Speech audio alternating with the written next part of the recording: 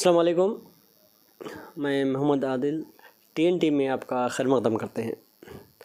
آج میرے ساتھ یہاں پر موجود ہے مشہور اور معروف شخصیت جو ڈاکٹر ہی نہیں، جامعہ نظامیہ سے ماشاءاللہ عالم بھی بن کر نکلے ہیں، کافی تجربہ رکھتے ہیں۔ تو آج کا موضوع ہے ہمارا جو کرونا جو ولولہ ہے شہر میں، تو اس کے تعلق سے کچھ معلومات کرنے کی کوشش کرتے ہیں۔ جو عذاب آیا ہے ہم مسلمانوں پر، اس کے تعلق سے ہم کچھ بات کریں گے ڈاکٹر نعیم صاحب سے۔ نعیم صاحب، آپ کا TNT میں خیر مقدم کرتے ہیں۔ السلام علیکم ورحمۃ اللہ وبرکاتہ۔ ڈاکٹر صاحب، یہ جو کرونا کا جو ولولہ آیا ہے شہر حیدرآباد میں، اس کے تعلق سے کچھ میسیج دینا چاہیں گے آپ یہاں کی قوم کے لیے؟ TNT کے سامعین ناظرین سے پہلی بار کچھ بولنے کا موقع مل رہا ہے، الحمدللہ۔ میں شکر گزار ہوں آپ کے یونٹ کا کہ مجھے موقع عنایت فرمائیں۔ اصل میں ہم سارے دنیا کے انسان ایک ہی آدم اور علیہ السلام اور حوا علیہ السلام کی اولاد سے ہیں۔ ہندو، مسلم، سکھ، عیسائی، کسی بھی مذہب کے ہوں، کسی بھی ملک کے ہوں، کسی بھی قوم کے ہوں، کسی بھی رنگ کے ہوں، کسی بھی نسل کے ہوں، مذہب کو ماننے والے ہوں یا پھر مذہب کو نہیں ماننے والے ہوں، وہ سب ایک ہی حضرت آدم اور حضرت حوا علیہ السلام کی اولاد سے ہیں۔ اور اللہ تعالیٰ اپنے بندوں کی رہنمائی کے لیے ہر دور میں پیغمبر، نبی، رسول بھیجتے رہے ہیں، اور ہم مسلمانوں کا اور تمام اہل کتاب کا عقیدہ ہے کہ ہمارے نبی جیسے حضرت داؤد علیہ السلام، موسیٰ علیہ السلام کو یہودی مانتے ہیں، حضرت عیسیٰ علیہ السلام کو عیسائی مانتے ہیں، اور سب اپنے اپنے پیغمبر، اپنے اپنے دین کے جو دائی اپنے پیغمبر کو مانتے ہیں۔ اور ہم مسلمانوں کا عقیدہ ہے کہ ہمارے رسول حضرت محمد رسول اللہ صلی اللہ علیہ وسلم آخری رسول ہے، آخری نبی ہے۔ آپ کے بعد کوئی نبی اور کوئی رسول آنے والے نہیں ہیں۔ اب صرف آئے گی تو صرف قیامت آئے گی، اور آپ پہ نازل ہونے والی کتاب قرآن سچی کتاب ہے، جو دنیا میں دنیا کا ایک آخری ریولیشن ہے فرام آلمائٹی لارڈ، کہ اس کے بعد پھر اور کوئی کتاب آنے والی نہیں ہے۔ تو عرض کرنا یہ ہے کہ دنیا کی اصلاح کے لیے اللہ پاک ایسے حالات فراہم کرتے ہیں تاکہ لوگ اس بات کو سمجھیں اور اپنے اللہ کی طرف لوٹیں۔ جیسے مثال کے طور پہ اگر کوئی ماں باپ اپنے بچے سے خفا ہو جاتے ہیں تو کہتے ہیں کہ جاؤ میرے سامنے سے ہٹ جاؤ، میری نظروں سے دور ہو جاؤ، تب اس کے پیچھے بات یہ ہوتی ہے کہ ماں باپ اس سے خفا ہیں، ناراض ہیں، نفرت نہیں کرتے، محبت ہی سے کہہ رہے ہیں کہ تم میری نظروں سے دور ہو جاؤ، کیونکہ اس کا ایک ایسا عمل ہے جو ماں باپ کو ناگوار گزر رہا ہے۔ آج دیکھیے آپ، ہم بحیثیت مسلمان میں آپ سے عرض کروں کہ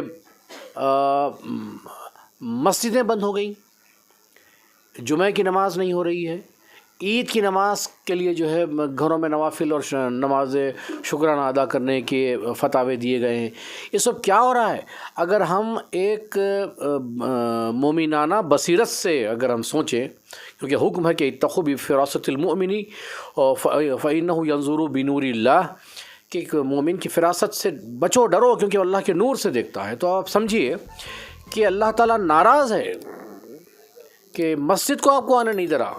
جیسے میں ابھی کہا کہ والدین جب خفا ہوتے ہیں تو کہتے ہیں کہ میری نظروں سے دور ہو جاؤ، تو آج مسجدوں سے دور کر دیا جا رہا ہے۔ آپ باجماعت نماز نہیں پڑھ پا رہے ہیں، تراویح کے لیے جماعتوں کا قیام نہیں ہو پا رہا ہے، عمرے کے لیے آپ جیسے آپ عام حالاتوں میں جاتے تھے نہیں جا سک رہے ہیں، اور حج کے لیے آپ کو اذن عام نہیں ہے جیسے کہ آپ پہلے ہوا کرتا تھا۔ یہ اللہ کی ناراضگی ہے، ہم سمجھیں اس بات کو۔ تو اللہ پاک ناراض ہے۔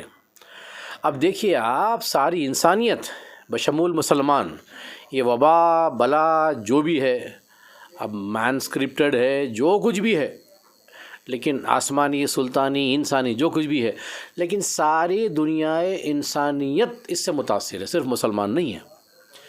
لیکن اب بحیثیت مسلمان میں آپ کو کہہ رہا ہوں کہ دیکھیے، ہم خوف سے، ڈر سے ہم گھروں میں بیٹھے ہیں اور اس سے بچاؤ کا پورا اہتمام کر رہے ہیں، ماسکس برابر پہن رہے ہیں، سوشل ڈسٹینسنگ برابر کر رہے ہیں، ٹھنڈا پانی نہیں پینا ہے تو گرما کے موسم میں بھی کڑک دھوپ میں بھی ہم گنگنا پانی پی رہے ہیں، یہ سب کر رہے ہیں نا۔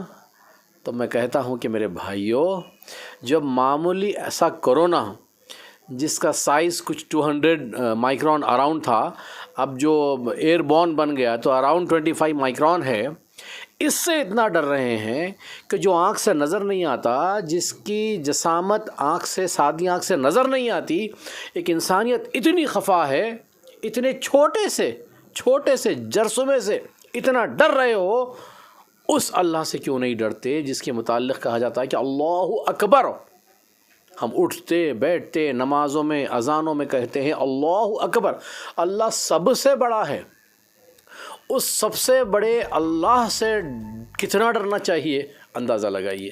چھوٹے سے جرثومے سے ڈر کے ہم گھروں میں بیٹھ گئے، ماسک لگا رہے ہیں، لیکن اللہ سے ڈر کے ہم عام حالتوں میں، امن کی حالتوں میں فجر کی نماز کو نہیں جاتے، ظہر کی نماز کو نہیں جاتے، عصر مغرب کی عشاء کا جو ہے اہتمام نہیں کرتے، جماعتوں سے نماز پڑھنے کی ہم کا اہتمام نہیں کرتے، گھروں میں دینداری کا اہتمام نہیں کرتے، ہماری خواتین پردے کا اہتمام نہیں کرتی، چھوٹے بڑوں کا احترام نہیں کرتے، بڑے چھوٹوں سے شفقت سے نہیں پیش آتے، پڑوسی کے حقوق ادا نہیں کرتا۔